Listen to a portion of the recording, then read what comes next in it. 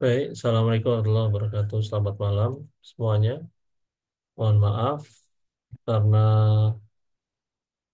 saya bisa memberikan dalam bentuk rekaman, namun ini saya harap bisa menggantikan perkuliahan hari ini yang seharusnya kita lakukan secara daring ya.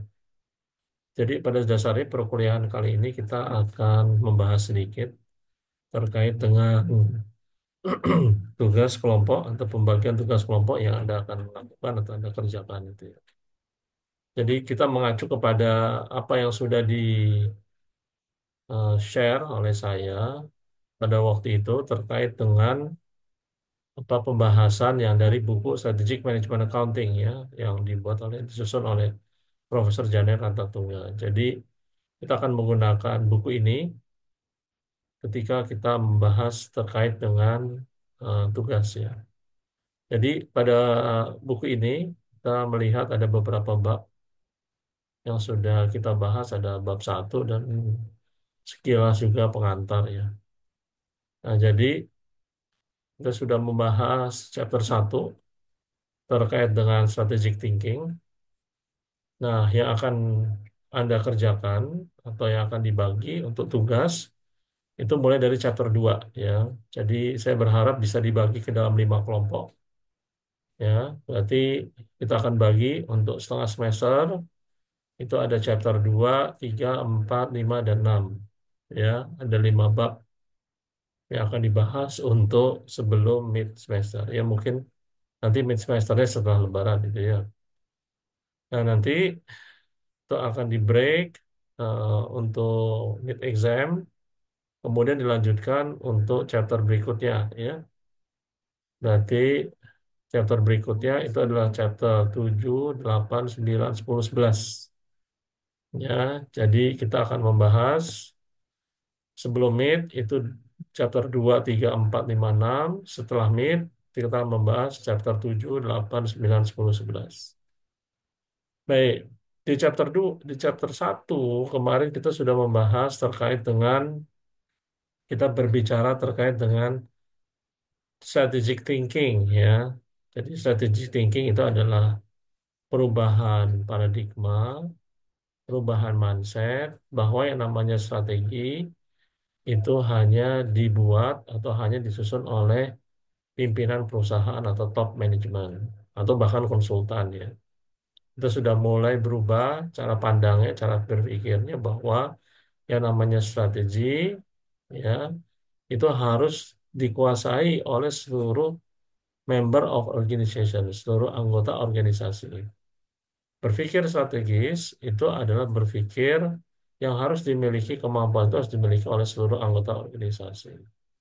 Ya, kemana visi perusahaan, misi perusahaan, ya, tujuan perusahaan, ya, objectives maupun goals, termasuk juga dalamnya cara mencapai tujuan tersebut. Ya. Dan kemarin juga sudah saya jelaskan juga ada 5 hal dalam konteks strategi, ya, itu sudah kita bahas, strategi as a plan, strategi as a pattern, strategi as perspektif, ya, dalam konteks perspektif, gitu ya, strategi as a ploy, gitu ya, strategi bicara terkait dengan apa, terkait dengan manuver yang dilakukan oleh perusahaan, strategi as position, ya. Nah, jadi kalau begitu, strategi itu sifatnya lebih luas. Nah, chapter 2, 3, 4, 5, 6 itu akan sedikit berbicara terkait dengan apa perubahan dalam manufaktur yang terjadi. Misalnya di chapter 2 ini salah satu yang chapter yang menurut saya penting ya, bagaimana perubahan dari manufacturing, ya, perubahan dalam konteks paradigma manufacturing. Manufacturing yang tadinya awalnya itu supply base atau supply basis menjadi demand basis, demand driven. Ya, manufacturing yang tadinya itu berdasarkan pada innovations, sekarang berdasarkan kepada customer orientations itu. Nah, itu akan merubah cara pandang perusahaan-perusahaan manufaktur, ya, dari supply base asumsinya adalah bahwa apapun yang kita buat itu akan mampu diserap oleh pasar. Namun sekarang manufacturer nggak seperti itu ya. Manufacturer itu sifatnya dia lean ya.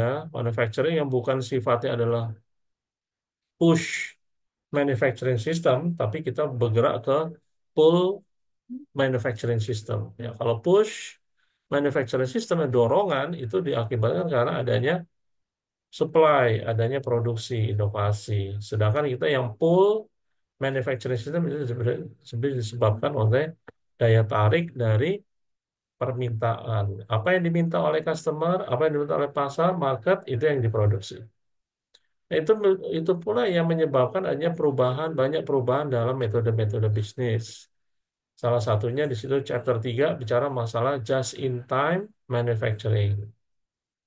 Ya, just in time manufacturing termasuk juga nanti aplikasi ada just in time inventory system segala macamnya itu bicara masalah bagaimana manufacturer itu merubah paradigmanya dari push manufacturing menjadi pull manufacturing.